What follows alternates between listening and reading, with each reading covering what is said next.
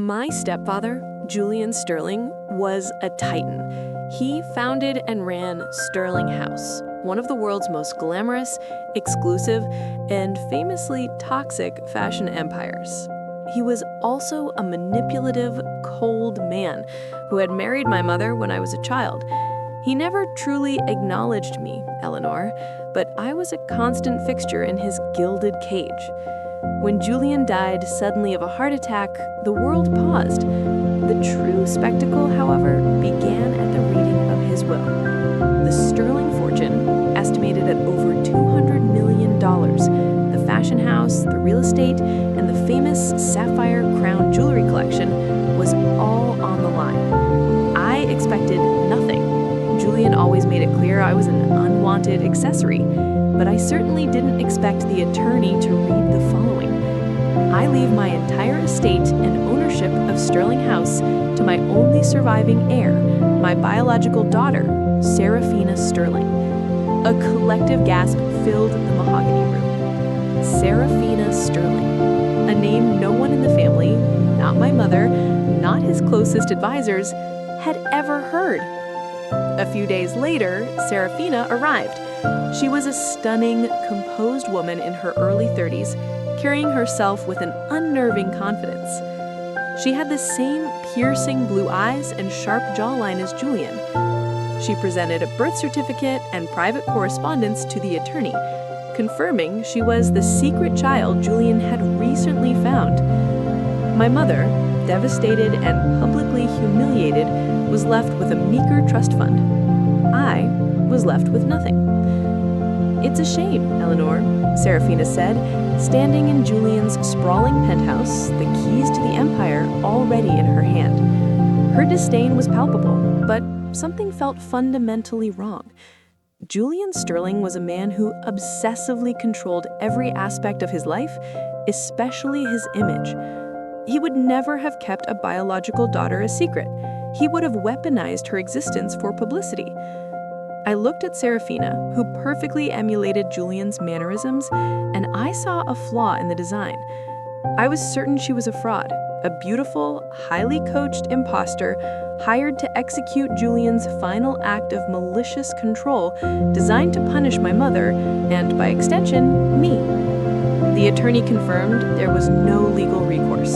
The birth certificate was legitimate, and the DNA test Julian had conducted before his death confirmed their relationship. The will was ironclad. I was out. I accepted a small family heirloom, a single exquisite diamond and sapphire necklace that Julian had always kept in his private vault, claiming it was too valuable for public viewing. I took the necklace, but I vowed to use every resource I had to expose Serafina and reclaim the legacy my mother deserved. This story is a deep dive into high society secrets and a $200 million fraud, and it gets far more intense than any plot twist you've seen so far. Before we uncover the flaw in Serafina's perfect plan, I need to know you're with me. Pause the video right now, hit that like button if you think Julian Sterling paid Serafina to execute his vengeful will. Subscribe to the channel so you don't miss the moment the sapphire crown lands on the rightful head. And leave a comment. Tell me, what's the one priceless family heirloom that would make you fight for an inheritance? Your support drives this investigation. Let's keep moving. I took the necklace to a private jeweler, a family friend who specialized in period pieces. The necklace was flawless, a stunning centerpiece of diamonds surrounding a magnificent blue sapphire. But the jeweler pointed out an unusual detail. On the clasp, there was a tiny, almost invisible maker's mark, a micro engraving that looked like a bird in flight. That mark, the jeweler explained, belongs to the Phoenix Workshop. They were a legendary, small-batch jewelry house that operated exclusively in Zurich and closed down almost 35 years ago. They specialized in custom pieces with secret compartments and unique locking mechanisms. I was born 35 years ago. Julian had acquired the necklace around that time. Why would he commission a high-security piece from a notoriously secretive Swiss jeweler for an item he never wore? I realized the necklace wasn't just an heirloom. It was a key. The secret was not in the will, but in the vault Julian had commissioned to hide the truth. I filed a motion with the court claiming the necklace was a primary asset and demanding its origin be fully investigated. Serafina's lawyer fought the motion, calling it a desperate stunt, but the court granted a limited investigation into the necklace's history. My investigation took me immediately to Zurich. The Phoenix workshop was long closed, but my team, using their discreet legal connections, managed to find the workshop's aging master craftsman, Mr. Fisher. Mr. Fisher, after much persuasion and a substantial fee paid from my own trained trust, confirmed the maker's mark. Ah, the sterling sapphire, he recalled, his eyes twinkling. A beautiful piece, but the true value was the lock. We built a mechanism into the clasp that only opens with a specific coded pulse. Julian Sterling commissioned it himself nearly 35 years ago. He said it was for the most important secret of his life. The necklace held the key code, but what did it unlock? Mr. Fisher revealed that Julian had used the workshop's secure, private vaulting service to store something extremely valuable. The storage was registered to a shell company and set to be accessed only by the unique coded pulse from the sapphire necklace. I had found Julian's true vault. It wasn't in his penthouse. It was in Switzerland, secured by the jewelry I held in my hand. I gained access to the Zurich vault with the necklace. It was a small titanium box containing 3 things: a massive, antique sapphire brooch, far older and more valuable than any piece Julian owned, a detailed notarized trust document dated 2 years before his death, naming me, Eleanor, as the sole heir and successor of Sterling House, contingent upon my successful management of a preliminary project, a handwritten letter to a private investigative firm confirming a payment of $5 million to execute a complex task, the establishment of a convincing, traceable biological heir to be revealed upon my death if my primary heir failed to meet the required condition. The documents confirmed my worst fears and my greatest hope. Serafina was not a vengeful twist. She was Julian's contingency plan. If I failed to meet his condition, Serafina would step in to destroy the legacy I didn't earn. But the primary heir was me. The current will was a lie built on a foundation of a fake identity. But why the fake birth certificate and the DNA test? The truth is out. I am the true heir. Serafina is a fraud hired by Julian to test me. But she has a legitimate birth certificate and a DNA test that confirms her relationship with Julian. How is that possible? The secret is deeper than simple forgery. If you're still with me, you are deep in this high-stakes game. Click the bell notification now so you get the alert the second I release the sequel exposing Serafina's true identity. Share this video with one person who thinks they know how Julian pulled off the fake DNA test, and drop a comment. Tell me, how do you think Julian faked Serafina's DNA? The answer is more shocking than you think. Hang on tight. I returned to the States and hired a specialist in genetic manipulation, a field Julian, who funded many esoteric sciences, was deeply connected to. The specialist explained Julian's brilliant, cruel trick. He hadn't tested Serafina's DNA. He had tested the DNA of a distant relative of his, a person who had voluntarily donated their genetic material for research. He then created a chimeric sample, a biological sample containing 2 distinct sets of DNA to fabricate the official paternity test. Serafina was likely this distant relative, an orphan from a family branch Julian had tracked down. She was technically related to him, but not his daughter. Her birth certificate was a simple legal acquisition using her birth name and her relative's DNA to establish a fraudulent claim of paternity. Julian had exploited a loophole in the highest level of genetic science. I had the trust document proving I was the primary heir, and the knowledge to expose the DNA fraud. But to file the trust document, I had to prove that I had met the condition Julian set. If I hadn't, Serafina, the executor of the current will, would legally destroy the firm. Julian's trust document stated the condition. Eleanor must successfully manage the preliminary acquisition project and secure the final, most valuable piece of the collection, the crown of Queen Maria. This crown was a massive sapphire and diamond piece owned by the Beaumont family, Julian's oldest rival in the fashion world. Julian had tried for decades to buy it and failed. The trust document was clear. I had 3 months from Julian's death to acquire the crown using the brooch as leverage. I had 1 day left. I called Lord Beaumont. He agreed to meet, but only on the terms Julian had previously offered, a trade of the brooch for the crown, the only item he would accept. I went to the meeting with Lord Beaumont, presenting the antique sapphire brooch from the vault. Beaumont gasped. "This is impossible. This brooch was owned by my grandmother. It was stolen 30 years ago. Julian Sterling was the thief." The brooch was a stolen piece of property. Julian had planned the entire inheritance on a piece of evidence that would expose him as a common thief. His entire legacy was built on a crime. Before I could process the betrayal, the police, alerted by an anonymous source, stormed the room. They seized the brooch and detained me. I was arrested on suspicion of receiving stolen property. Serafina had been 1 step ahead. As the current executor of Julian's estate, she had access to Julian's private encrypted notes and anticipated my move. She had set a trap, sacrificing the stolen brooch to destroy my reputation and ensure I would fail the condition.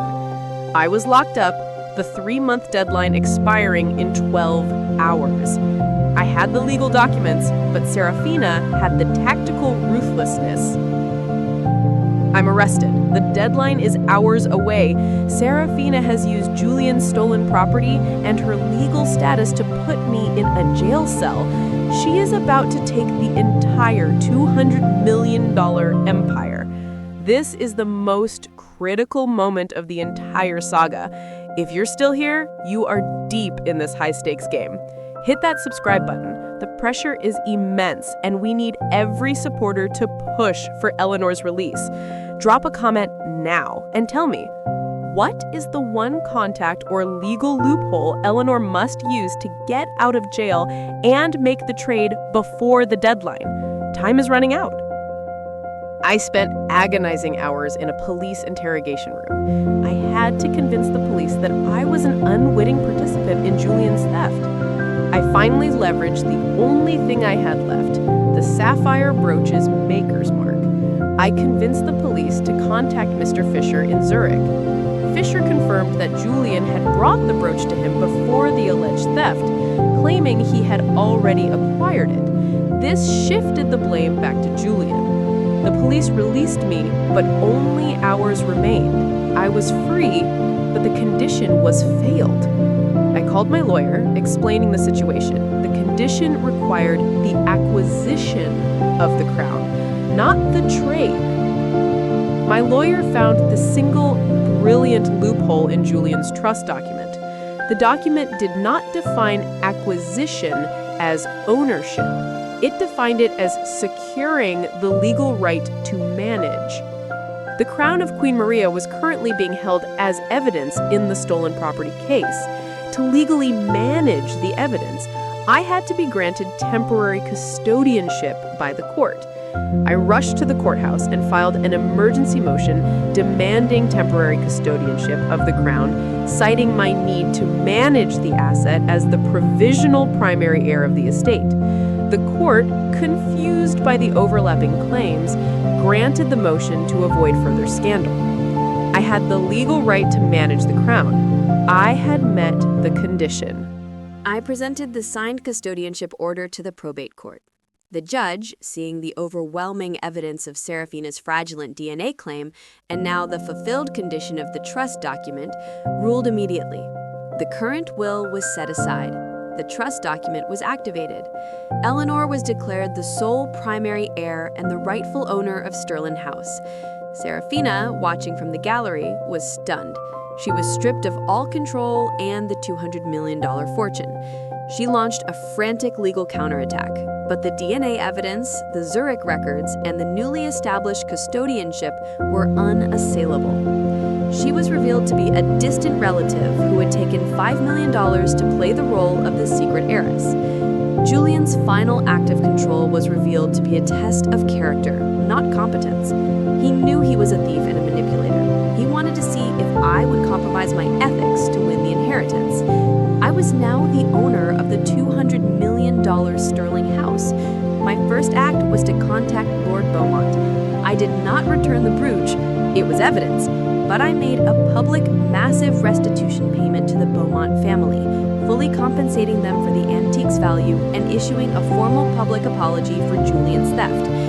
I then did the same for every employee Julian had cheated or wronged over the decades.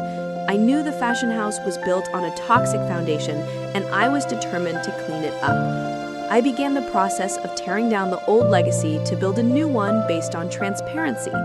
I sold off Julian's personal real estate and liquidated the sapphire crown collection, the symbol of his tainted ambition. I used the money to create a massive, transparent Sterling ethical fashion fund dedicated to fair labor practices and sustainable sourcing. I was left with a clean, ethical, thriving business, Sterling House, transformed into an ethical powerhouse. Then I found one last document in the very bottom of the Zurich vault, a small, sealed envelope addressed to me, written in Julian's hand. It contained a single handwritten note. Eleanor, I knew you would win. I knew you would never compromise. You are the only person strong enough to destroy my corrupt legacy and rebuild it clean. The ultimate gift is not the crown. It is the patent to the synthetic sapphire process that I developed 30 years ago, which is housed in the Geneva vault. It's the only clean money I ever made. Use it to rebuild the firm's true ethical value. Julian's ultimate gift was not an heirloom or a legacy. It was a scientific patent for a sustainable, ethical gem process. I recovered the patent and used it to launch Sterling House into a new era of ethical, sustainable luxury. The $200 million fortune was not the goal. It was the fuel for the transformation. Serafina, the imposter, was disavowed by her family and disappeared from the public eye, having received a lifetime of notoriety but no wealth. My mother, finally free from Julian's manipulative shadow, was able to launch her own art gallery, her true passion. I am Eleanor Sterling. I fought for a fortune I thought I would inherit, but used the legal and ethical weapons I acquired to destroy the toxic foundation and build a genuine ethical legacy. The sapphire crown was a symbol of a lie. The sapphire patent is the symbol of my truth. This journey through high society, hidden vaults, and ethical revolution ends here. I fought for my mother's peace and my own integrity, and I won. If this story of fighting the ultimate corporate fraud resonated with you, hit that final like button. Your support is what exposes the truth hidden in high society. Subscribe and hit the bell. The next story in the series will feature a brand new protagonist fighting a conspiracy in the world of high-tech finance. You don't want to miss it. Final comment. Tell me what Eleanor should do with the sapphire patent. Donate it to science or use it to lead the ethical luxury market. Thank you for watching, for subscribing, and for believing in the power of ethical vengeance. I'll see you in the next one.